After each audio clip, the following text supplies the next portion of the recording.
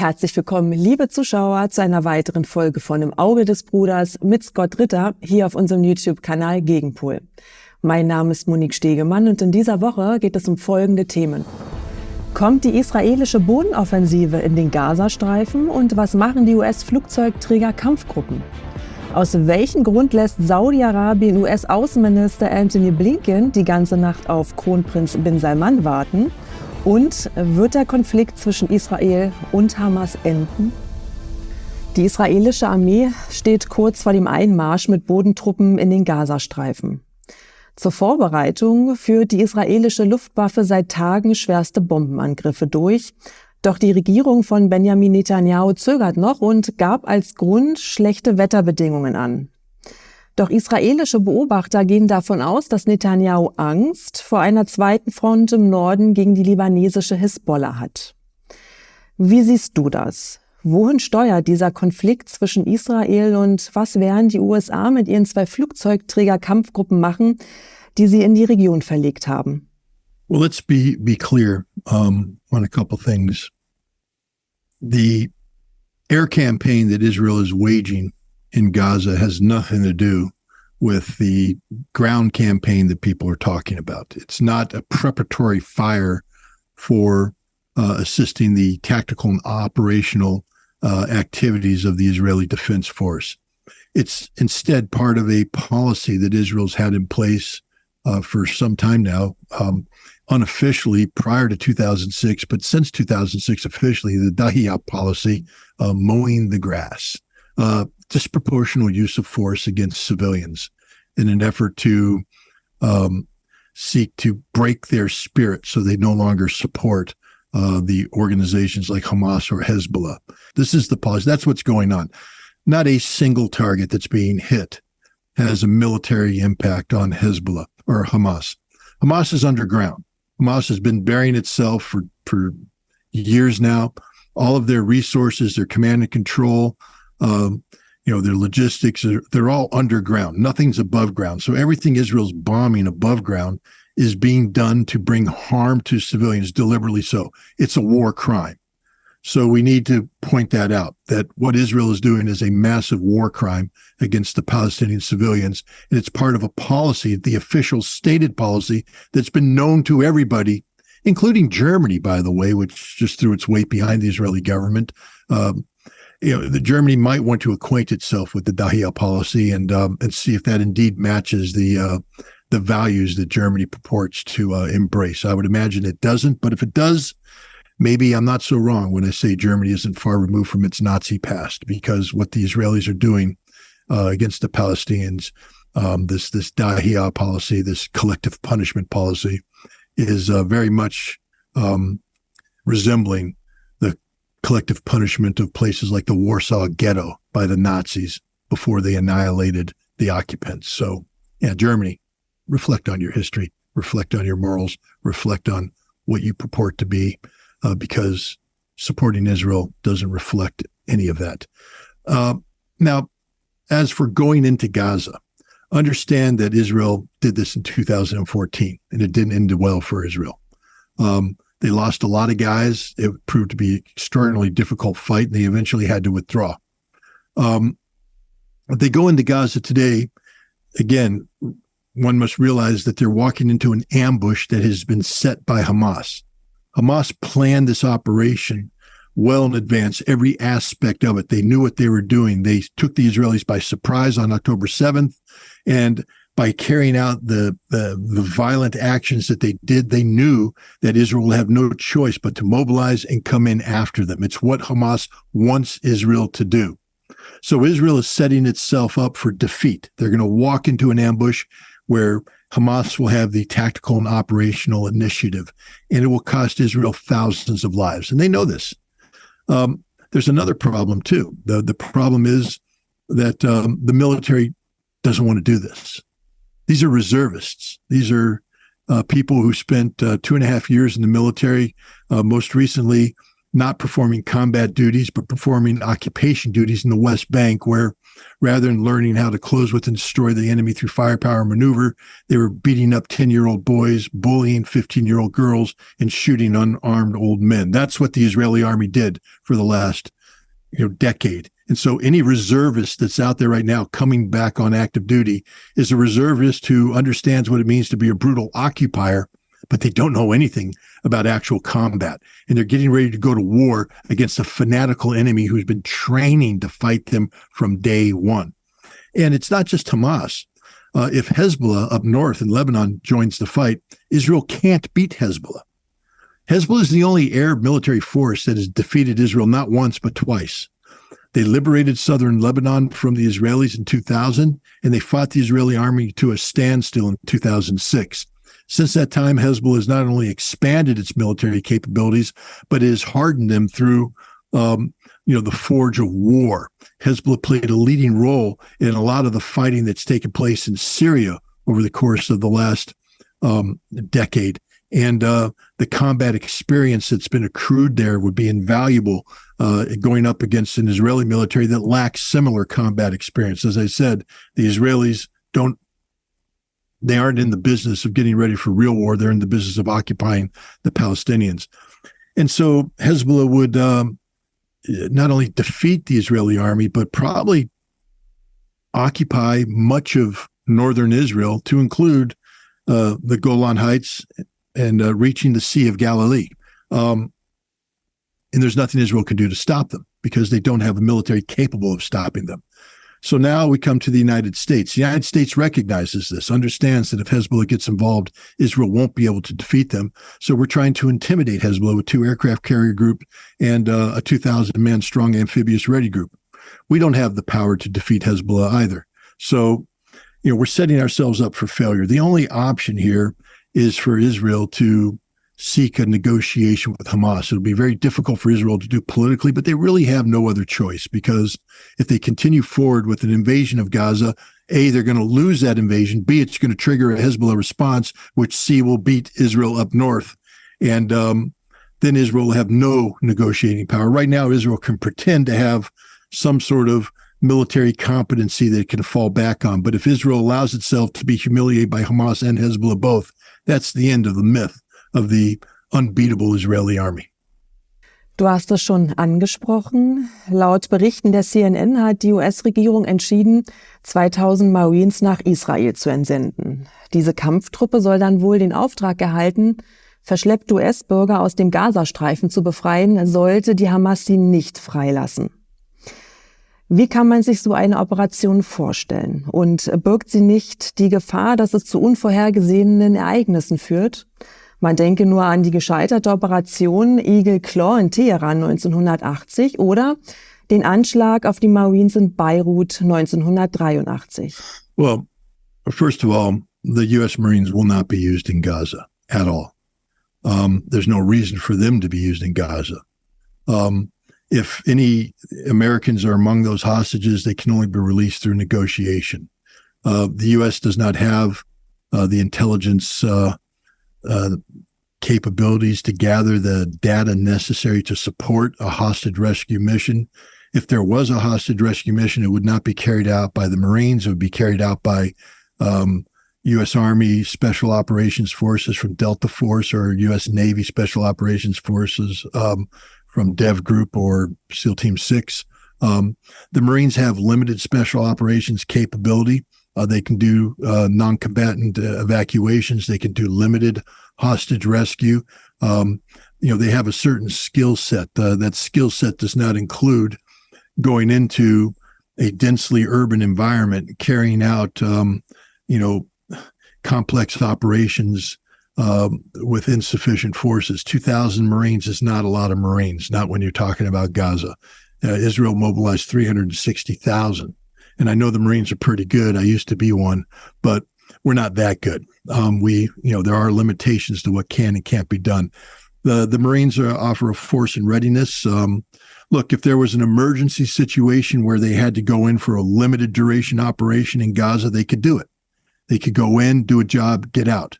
But what they can't do is occupy Gaza. What they can't do is do a house-to-house search for hostages in Gaza. There's just simply put not enough Marines to do that job. So I think this is more of a show of force than it is reality. The Marines will not get involved in ground combat in Israel, in Gaza, or in Lebanon. Saudi-Arabien hat diese Woche US-Außenminister Antony Blinken brüskiert, als Kronprinz Mohammed bin Salman ihn die ganze Nacht hat warten lassen, bevor das Treffen dann am nächsten Morgen stattgefunden hat. Riad hat als Reaktion auf das israelische Vorgehen im Gazastreifen auch die weitere Normalisierung mit Israel ausgesetzt. Erleben wir hier einen weiteren Schritt im Abnabelungsprozess von Saudi-Arabien von den USA oder ist es nur ein Taktieren, um die sogenannte arabische Straße zu besänftigen? Look, Saudi Arabia was very much looking forward to normalizations of relations with Israel. Saudi Arabia, like Kuwait, like the United Arab Emirates and others, recognize that the best path forward for the Gulf Cooperation Council, the Gulf Arab states, is to develop a good economic and political ties with Israel. Israel, has a tremendous amount of entrepreneurial people. They have a lot of technological driven companies, and the Gulf Arab states would like to partner with them. But they can't do so on the backs of the Palestinian people. There would have to be a solution that is acceptable to Palestine. And Saudi Arabia always said that. But so long as the Israeli occupation was passive, the Saudis could say, we'll deal with the Palestinian issue separately, but we'll continue down this path of normalization. But now the Palestinian issue has exploded in a way that can't be ignored. And Saudi Arabia is saying the obvious. Until that's fixed, there can be no talk about going forward with any normalization. And so that's what's happening. But it's worse than that, because normalization with Israel means that the Gulf Arab states were willing to accept the concept of Zionist Israel, the exceptional Israel, where you had a Jewish homeland exclusively in the Middle East. I think the aftermath of this conflict will show that the viability of a exclusively Jewish homeland in the Middle East that can only be had by exploiting the Palestinian population it's over. It can't be supported. So I think before Saudi Arabia re-enters into normalization discussions with Israel is going to have to reimagine itself. And this could be a problem. It could lead to civil war within Israel. There are factions in Israel right now that are violently opposed to one another because of Benjamin Netanyahu, because of the ultra-conservative nature of much of Benjamin Netanyahu's parliament. So, this isn't just symbolic what's happening right now. I think what we're looking at is real deep-seated momentum for meaningful change in the Middle East. The Middle East will not look the same once this conflict is over. Blicken wir auch auf den Iran. Der iranische Außenminister warnte davor, dass die Zeit des Redens ablaufe und die Achse des Widerstands zuschlagen könnte. Außerdem führte auch Brigadegeneral Ismail Qani, Chef der Al-Quds-Eliteeinheit der iranischen Revolutionsgarde, Gespräche mit irakischen Paramilitärs und vermutlich auch mit der Hisbollah in Syrien. Wie wahrscheinlich schätzt du die Möglichkeit ein, dass die sogenannte Achse des Widerstands auf so breiter Front gegen Israel zuschlagen könnte? Würden die USA dann tatsächlich auch gegen den Iran vorgehen, wie es beispielsweise Senator Lindsey Graham fordert? Kann die USA überhaupt einen Multifrontenkrieg führen, nachdem so viele Waffen und Munition an die Ukraine geschickt wurde? Well, first of all, I think people have to take the Iranians seriously. I think it should be said up front that Iran is not looking for a war. Iran didn't start this conflict. This is a conflict that was thrust upon Iran. And they can't sit back because of Israel's escalation in Gaza. They can't sit back and be blind to this. And so there's a real likelihood that if Israel goes forward and continues to carry out the collective punishment of the Palestinian people, or God forbid they decide to intervene and invade Gaza, that there will be a second front that will open up. this will be devastating for the Israelis. The United States, what you'll find is that the 2,000 Marines will be busy evacuating Americans from the region, not attacking Hezbollah or Iran. The United States can't attack Iran. With all due respect to Lindsey Graham, he talks about, how we're going to eliminate Iran's ability to produce oil. Does he not understand that Iran will then eliminate Saudi Arabia's ability to produce oil? The United Arab Emirates, Kuwait, the entire Gulf region will stop producing oil. And that's it for the United States. We don't have a solution to that. The global economy will collapse and will collapse with it. This is why the U.S. military hasn't carried out meaningful actions against Iran in the past. Donald Trump wanted to carry out meaningful military actions in response to the shooting down of a Global Hawk drone over the Strait of Hormuz by Iran. But he was told by the Pentagon that if you bomb Iran and you kill Iranian soldiers, Iran will retaliate against American bases, and then we will have to retaliate. It becomes an escalation, and we don't have the military means to stop this conflict on terms that are acceptable to us. So we shouldn't go to war. Now, that was a reality back in 2019, 2020. The reality still exists. Nothing's changed. It's only gotten worse for the United States because, as you pointed out, we've diverted a tremendous amount of military resources to the European theater and to the Pacific theater. We have less strength available to us today in the Middle East than we did back during Donald Trump's time. And back during Donald Trump's time, it was considered to be suicidal to talk about going to war against Iran.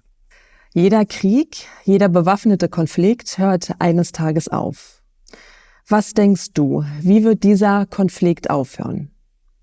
Selbst wenn es Israel gelingen sollte, die Hamas als Organisation komplett zu zerstören, lässt sich der Gedanke des Widerstandes nicht zerstören, wenn die Ursachen dafür nicht angegangen werden. Wird dieser Konflikt also eingefroren, bis jede Seite seine Wunden geleckt hat und sich für die nächste Runde vorbereitet? Und welche Rolle werden die USA und die EU dabei spielen? I think we, first of all, need to understand that the United States and the European Union have exhausted themselves in Ukraine. And therefore, there's nothing but words they can offer to Israel. Israel is not positioned to win this conflict. They will lose this conflict decisively. The so-called axis of resistance, Iran, Hezbollah, Hamas, Syria, are not going to let this current phase of the conflict end, especially if it escalates, end with the maintenance of the status quo ante. They will be seeking change. And Israel, by losing this war, and they will lose this war, will have no choice but to make the changes necessary if it wants to survive. I think the consequences of this war is that the day of Israeli exceptionalism, the day of the ultra-religious Zionist entity known as Israel, that is built upon the not only subjugation of the Palestinians, but the slaughter of Palestinians, this Israel is over. And there will have to be a new Israel. And I think that out of this conflict, you're going to see a new Israel emerge, one that provides the homeland that the Jewish people want, and some people would say deserve, but not in a way that punishes the Palestinians by denying them similar statehood or a permanent status as second-class citizens. The Israelis are going to have to accept the Palestinians and all Arabs as their equals, something Israel today won't do. Vielen Dank, Scott, wie immer, für deine Zeit und deine aufschlussreichen Analysen. Wir freuen uns schon auf nächste Woche. Thank you. Have a good day. Dankeschön. Tschüss. Meine lieben Zuschauer, auch an euch herzlichen Dank fürs Zusehen. Wenn euch das Video gefallen hat, dann teilt es doch bitte breit in den sozialen Medien, abonniert noch unseren Kanal Gegenpol, folgt uns unbedingt auch auf Odyssey oder X, ehemals Twitter, und vor allem, wenn ihr mal Fragen habt, die wir unbedingt an Scott Ritter stellen sollen, dann schreibt sie uns doch in die Kommentare. Ich freue mich auf euch. Bis dahin, eure Monique.